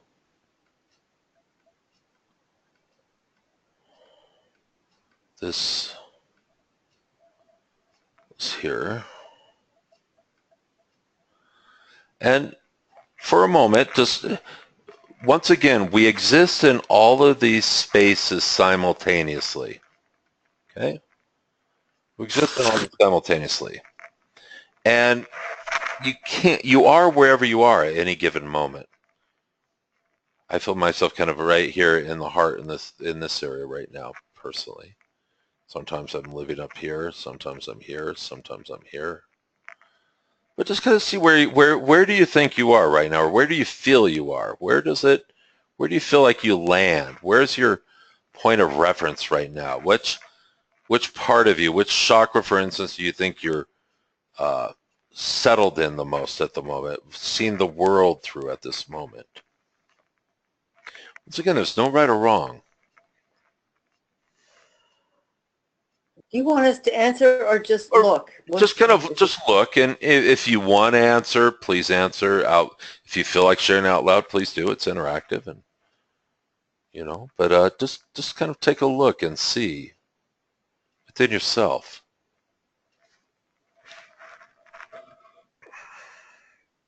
And as you're doing that, just gently call in your higher self, your essence, the part of you that's eternal. As that aspect to kind of guide you and show you here anything that's relevant to the discussion.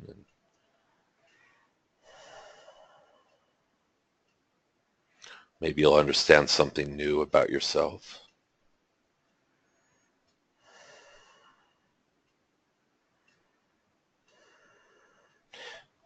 I think this is a great tool for the path of self-realization and beyond, because you literally start to really understand the self. It's like, oh, look, I'm not loving myself as much as I thought I was. Oh, look how much more room there is for that. Oh my God, I didn't realize I was judging those people, that group, so severely. Or, oh my God, I realize where I feel so disempowered in particular situations. I'm not owning my own personal power there. Or where my values get in the way, I could be practicing more compassion and acceptance rather than these staunch values, these harsh values or morals that I hold. And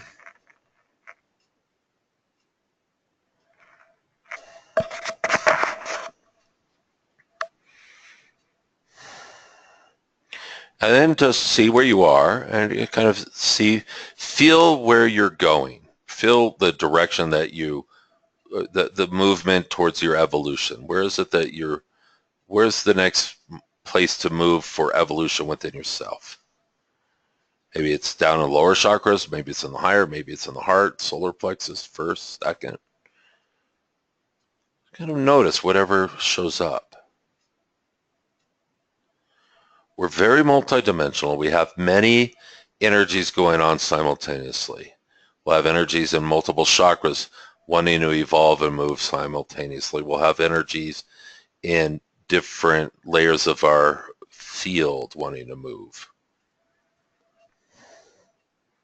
As a matter of fact, when we start to expand our consciousness, our awareness around this, we start to see kind of in a very I think of a 3D or like three-dimensional chess. So you'll see a chakra and a layer of your field and a will center all light up at the same time. And you'll start to see the dynamic in how energies interface with your field things you hold in your field. It's quite amazing. And then that's really empowering when you start to see different layers simultaneously, different chakras simultaneously.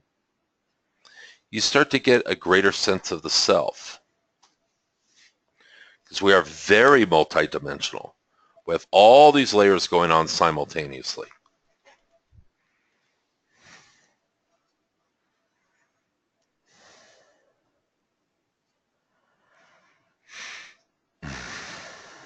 Can you remind me what goes on in the second chakra? I've just completely blanked it out. Second chakra, well, it's a creative center. The chakra itself is creative, what we call lower creativity, sensual energy, sexual energy. Could be digestive, some digestion, elimination in there as well, getting rid of that stuff.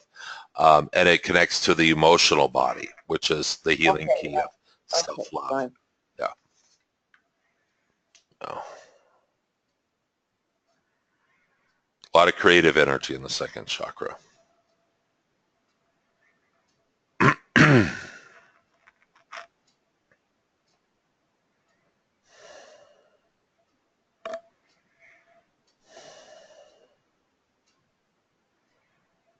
And just, if somebody would like to share something, that would be great. I could feel energy's moving in everyone. So, and we're sharing this information. We're downloading this into people, into all of you, so you can, work with it.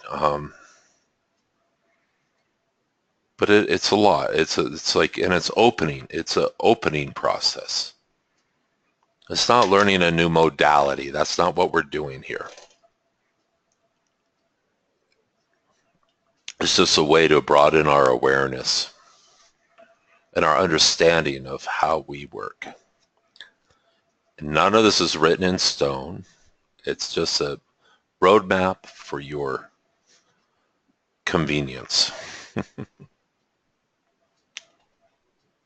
I can't remember what our original instructions were, but I know that I kept being drawn to the second chakra, but I couldn't remember any of it.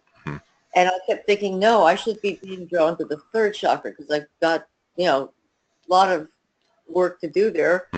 But we kept going to the second one. And trust that, yeah. Oh, I do. Yeah, totally. I know. That's why I had to ask you, what goes on there? And yes, of course, emotional body, digestive. Well, so the felt sense that I'm getting is that I have to be more healing in there in order to heal whatever I need to heal in the third. Yeah. But I am definitely drawn to those two lower ones, especially in order to open up the 4-lane highway in the fourth. Good. Yeah, I would totally I'm just giving you that feedback. I mean, I didn't want to talk because I keep talking, but No, it's fine. Keep talking. If nobody else is, you can talk. Well, that's all. No, I want others to talk. I know Sutria doesn't get to talk, so. Well, Sutria she can't talk. She's not here. She's gone. She's off the phone too. She hung up a while ago. So. Oh, she's not there anyway. All right, but anyway, you guys who aren't talking, hey, come on, let's hear from you. Yeah, it's interactive. Well, for me, I usually am very focused. So if I look at a chakra, or a center, I just go there. But for me, there feels a joy of integrating several of them and really getting on a real, whatever level, the interconnection and the just the openness that they all do work together. Or exactly. It's just so sweet. Oh, and Gomila, I could feel you a little while ago. You were getting a brand new vision of a whole new experience of it, weren't you? Yes. I could feel that from over here. I was really excited for you. I could feel it over here. And I was going, all right, she's having that. And this is what keeps happening to me over and over again. It keeps, with this process here, it just keeps opening more and more and more with greater and greater understanding. Yeah. It's very organic. Once again, it's not a modality. Yeah, I want to make that really clear. Yeah. I think, to me, often modalities, and of course there are exceptions, but a lot of modalities, they're a little snapshot about what's going on, and then they adhere to that snapshot, keeping it very static versus dynamic. That's what I find often. Or that's my experience. So this is very dynamic, and that's what you just shared. Yeah, Gomila, is going from a static to a dynamic perspective and interfacing with it that way. Yeah. Beautiful, Gomila. Yeah, thanks. Oh, you're welcome. My pleasure. Thank you. Yeah. And you see, now, can I be heard? What? Can you hear me? Yeah, Judy. Yes. You just asked to hear us. So yes. Just kind of feedback. Going back to, I kind of had this aha moment when Gomila was talking, you were talking to Gomila, and Gomila was talking to you around, let's see, where is it? The sort of programs that trip us up. You know, our handicaps, as you put it. Okay, the handicap part, right? Yeah, and that just like a sunburst in my head. Good. And so, and then do you think your thoughts, or do your thoughts think you? Yeah. That is really helpful to me. You know, I can just go there, and there's that swinging door. And so, as Gomila was talking about her handicap, I was wondering I was trying to locate what mine was. And I came up with a bunch of ones. I'm not sure which is the fundamental one, but I can't do it, I'm not good enough, I'm not enough. And then a need for approval, even something that makes me feel I should be great, but I'm not. And then everything that goes with that, it's envy, and I want what he has, kind of thing. Anyway, wait a minute, where was I going with this? So I haven't really narrowed that down to one statement, but I would look at where you reach for your power and you don't get it, probably. And exactly. Yes, that's what that's the disempowerment piece. Yeah. So relating to that, because, and maybe this is universal, but I'll just state it about me. Yeah. And I see it everywhere, but especially when it comes to writing. Is I will feel empowered, and I will be going along, and I'll have this vision of what I'm doing. And then I'll hit a point, and I'll be totally disempowered. It's like, it just, it all drains out of me. And it's like, what am I doing? I can't do this.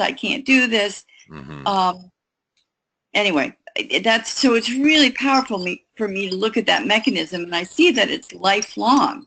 This is something I have done all my life. I mean, maybe it's just something that humans do, but anyway, I get that. I don't know if I have a question there. I just wanted to. Yeah, as you were talking, even before you started sharing where you thought it could be, I was picking up kind of I was getting something kind of in the same lines of what you were headed towards. And what comes to mind is what the work we do. As I said, it's like I always work in pictures, and the picture is where you split off at the young age and started pursuing the more intellect, and now bringing those two together. But it's about it.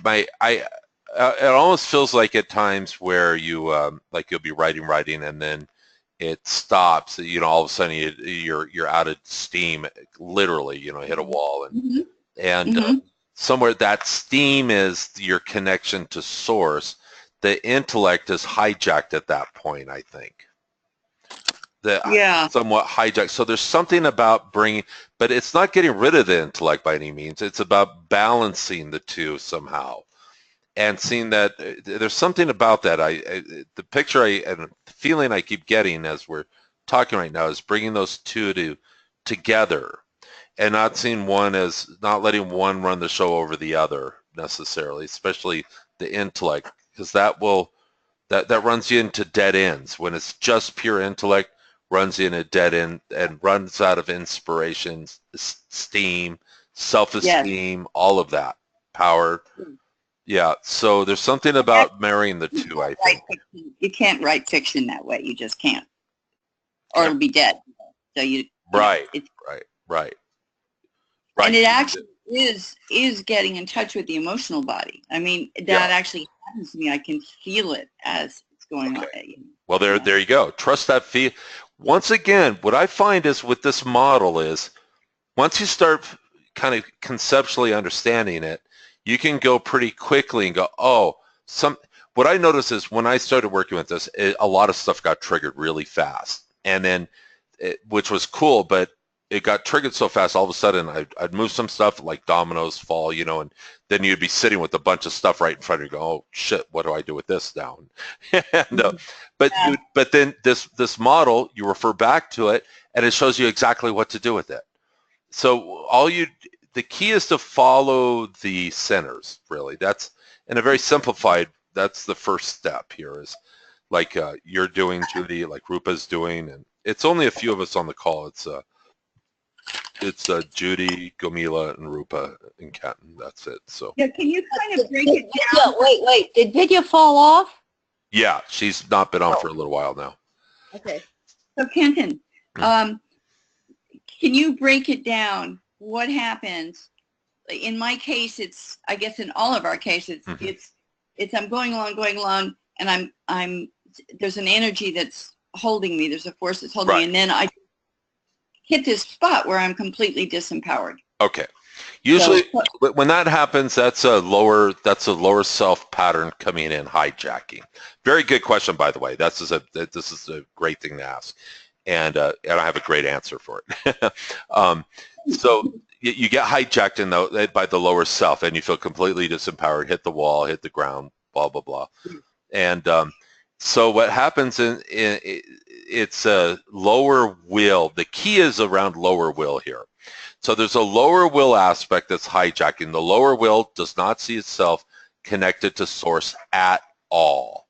Yeah. Yes. So in those moments, you don't see yourself connected to source at all. So yeah, and that's why you're disempowered feeling. That's it. It's that simple, really. It's not like so what you want to do is find the there's a couple ways to approach it. But the most powerful direct approach is finding where the lower will is located in one of the will chakras, which is probably, in general, we have the third chakra, which is a will center, and the fifth chakra. Those are the basic, true, strong will centers. But then we also have all the chakras along the back. The back aspects are generally will centers. And the front are all feeling centers.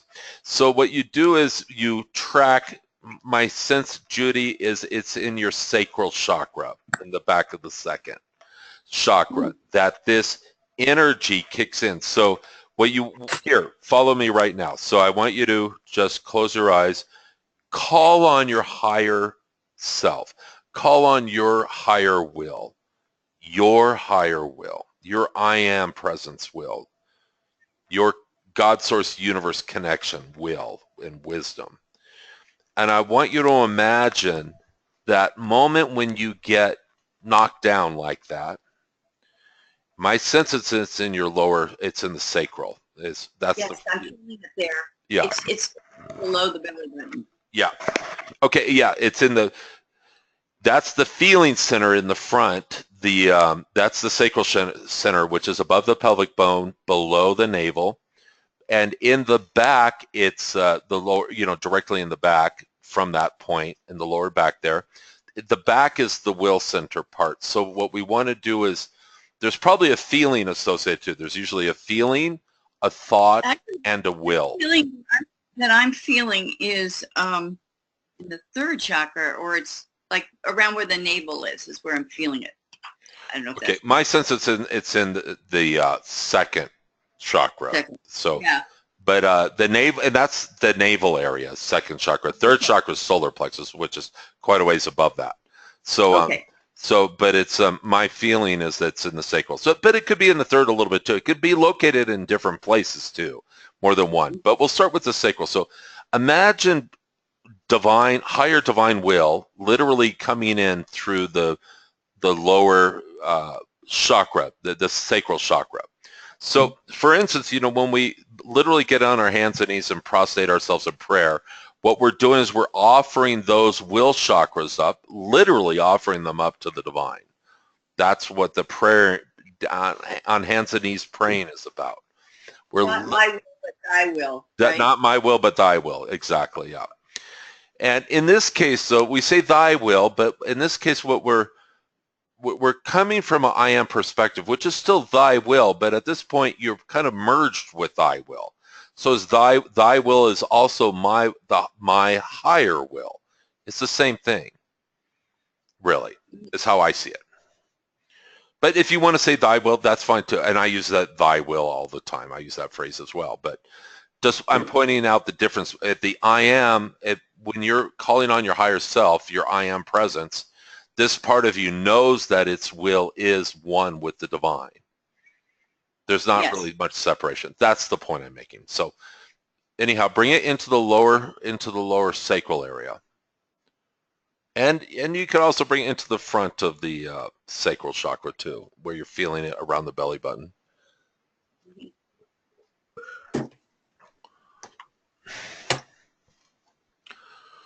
I can notice the feeling there is of despair, isn't it? Kind of when you hit that spot.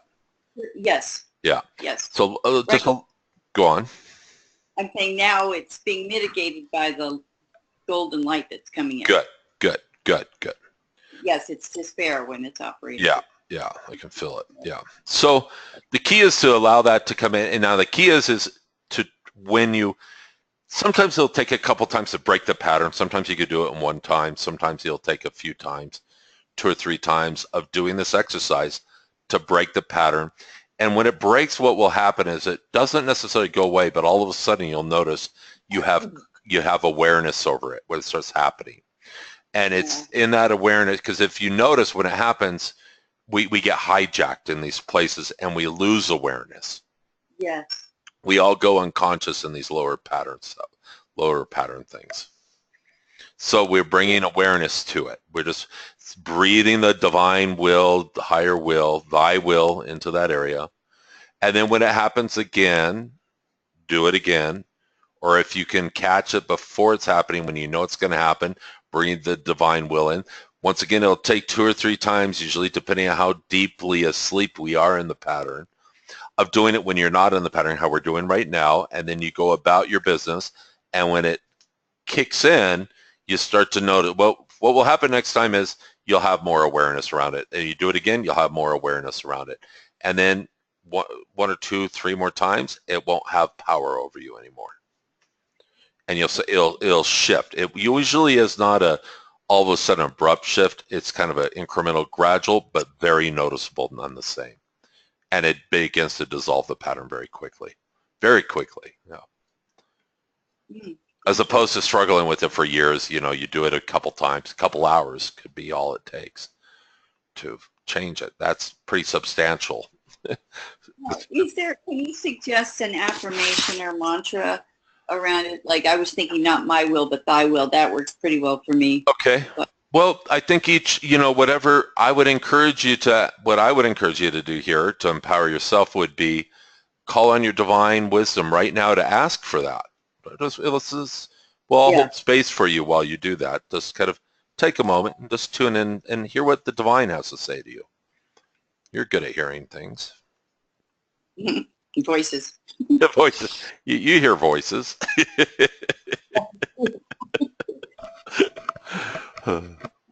We're all just insane here. We all hear voices. How funny.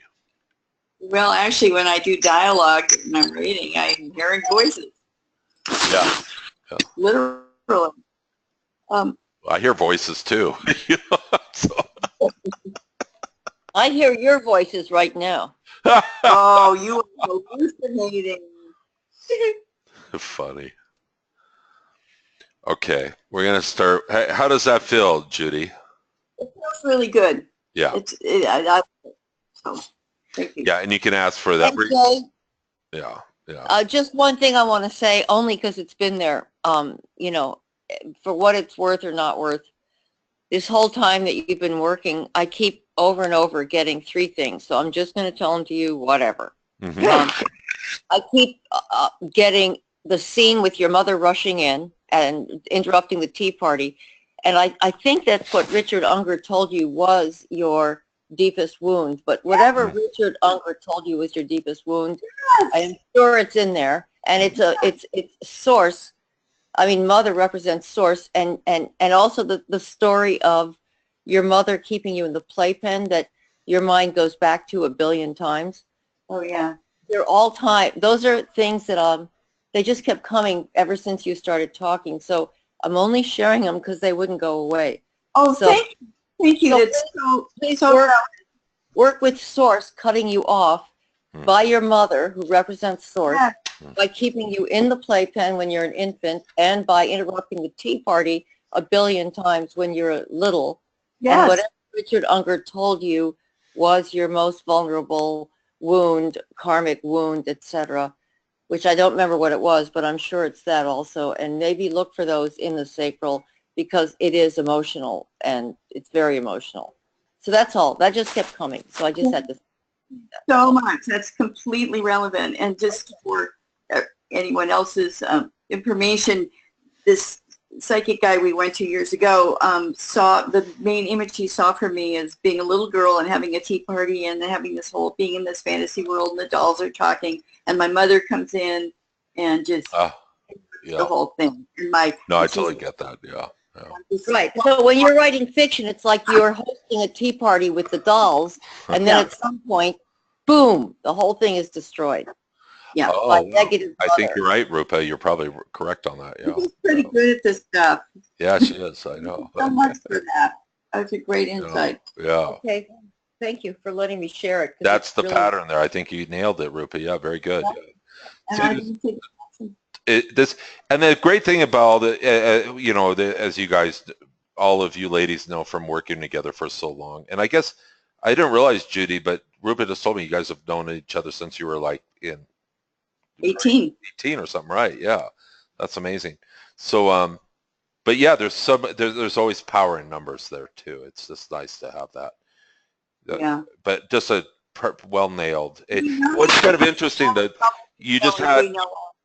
You know, the 3-point view on it is exactly, I mean, in some ways Judy, you had yourself, me, and then Rupa there, but the whole key is to have this 3-point view of self all the time, really, or more and more, where you can see the chakra, you can see the issue, you can see the thought, you can see the emotion, you can see the layer in the field it is.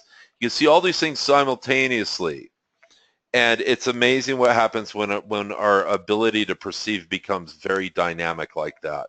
And it gives us ability to move through things and process things in a much deeper, more comprehensive way. It's quite something. Anyhow, I just noticed that we're modeling the very thing that that we're talking about, that Spirit's sharing here. Kenton, I wanted to tell you, and I guess I will, now that I know there are only 3 of us on. I thought there were others, so I didn't want to speak until the others, all of them. But anyway, that same thing you just talked about, Kenton, has been going on for me since, whatever, for quite a long time, ever since you brought it up. The 3, the point. The 3. I have chakras 2, 3, and 4, all going and showing me their relationship to each other in terms of the wounds of 2, how they then affect 3, and then how that affects 4, and then how that affects 5. Wow, beautiful. The whole among them all has been showing itself to me, and the key, and then it shows me the key as if a spotlight was on the key. It's like, holy shit, wow, that's clear. Yeah. So thank you very much. Yeah. And I mean, I would tell you details, except I don't want to take the time in the group right now, but I mean, you know, I just think that I shouldn't keep taking all this time, but No, it's don't worry about No, it. you Take can. the time. Yeah, fine.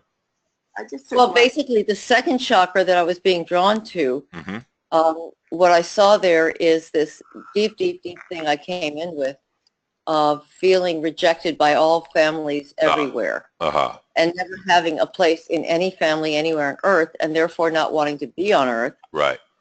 By the way, I was at least a month late in being born, and a psychic told me it's because you didn't want to come to Earth. Because you. Anyway, Right. so anyway, seeing that, finding that in the second chakra, then it was because of that, because of feeling there is no family on Earth that accepts me. Then there's the total lack in the third chakra of feeling worthy, feeling blah blah blah, all that. Then those two go up to the third chakra with fear and judgment around others in certain ways, lots of ways. Then we get the narrowing of the highway, and then as a result of that, a lot of the fifth chakra stuff can't flow through the whole system. Anyway, then seeing all of that, what was really made clear was the key. Yeah. Which, by the way, is to be found for me at this junction just now, shown to be lying in the second chakra, and the key was forgiveness. And that the forgiveness, when that key gets turned fully, it opens. Everything else goes right open up. The whole thing opens. So anyway, that's all. Just telling you that. It's beautiful what you're saying. I love it. Yeah. What you've given us is very, very useful. Well, it was quite a few years ago, Spirit kept bugging me about saying, Ken, keep looking at the chakras. There's more than you know, and that's what this is emerging now. And I figure if I could get it, anybody can. But it's a whole new dynamic in how to be with the chakra system and how it all moves, and whole new dynamic. I really see the best place to work. It's like like you're a great chiropractor and you know exactly what to do. Yeah. Right. Yeah. And there's this innate wisdom in this mapping I've found. It doesn't come from me. It comes from somewhere else. I relate to it very powerfully now, but it's there's this wisdom that what I've noticed is I share this with somebody once or twice. That wisdom is with them then. It's quite amazing. So it's not like having to teach somebody a modality. There's something very organic that occurs. Yeah, right. Yeah, you're pointing out to them what's always been there that they didn't. Yeah. And once they see, they've got it. That's it. Because it's there. It. Yeah. Right. Yeah. By the way, are you calling sacral? Is that your name? Oh, it is. It's your name. What? Sacral? Here it says 6. Oh, right. Second. Okay, right. The numbers are wrong. I don't know how that happened. I have to redo that. So it's But thank you for remembering the forgiveness piece, because that when you said forgiveness, it just went whoop. Right. Yeah. That's definitely the key here, and I can see how it would pertain for you. Yours is very similar to mine. It's very akin. Probably, yeah. But we'll probably all have a lot of similarities, I think, in all this. So, yeah. All of us were dropped into the wrong family, okay? Right. Or the right ones that pushed us on this path, right? Right. We know. This is really a great, a great couple of an hour or whatever, 2 hours. 2 hours, yeah. We're going to wrap up here in a minute. So are you going to hopefully be able to send us a recording of this? Yeah. I really love to listen to it. Of course, yeah. It's all being recorded. Kenton, if you're going to wrap up soon, let's make another date, even though there are only 3 of us here. At least let's get a couple of tentative possibilities. Oh, yeah. Okay, something about 4 weeks out is my guess. 4 weeks out or so. Well, let's see. It depends on, we're going into holiday time, I know, too. Maybe we could have all of us involved then. Or we could look at a possibility. I don't know. Yeah. Let's see. Today's what? The 13th, of course, yeah. So going to November, daylight savings ends. I'm going to be on. We don't have daylight savings here in Arizona, so it gets crazy when that happens for one day. It's always hard to remember. Right. So I'll be an hour earlier than you, Rupa, then. Okay. Let's see. So November, we can do, I'm thinking either the 10th or the 17th. Gomi, I know you're going to be doing a retreat or something. Either one of those times is good for me. I can't do the 10th that weekend. Okay. I can't. All right. Should we say tentatively the 17th? Somebody want to check with everybody else, or? That's okay with me. Yes, I'll check. Shoot. I got this And weird. are we still talking 6:30 in the morning in California? Oh, we could do that. Yeah, California time. Yeah, I'll be at 7:30 for me then. I Just guess. asking. You know, like in other words, is there some reason we're always doing it at before dawn? Is there some reason for that? Just asking. We don't have to. There was a reason this last time. I can't remember why, but I think it was Vidya for some reason. But started later than you know, pre-dawn here. But I'm okay either way. So I mean, I like early. It doesn't have to be that early. It could be a little later, but let's see. Today's the 13th.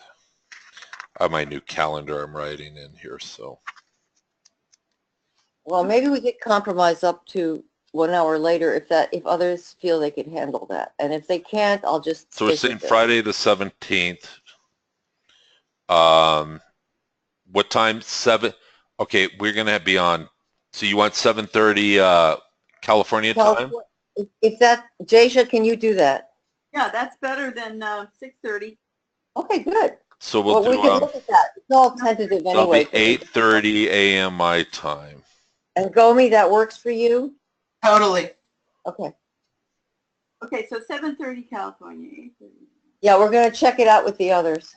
So that's 10:30 my time, isn't it? Yes. Yeah, great. Okay. Okay, good.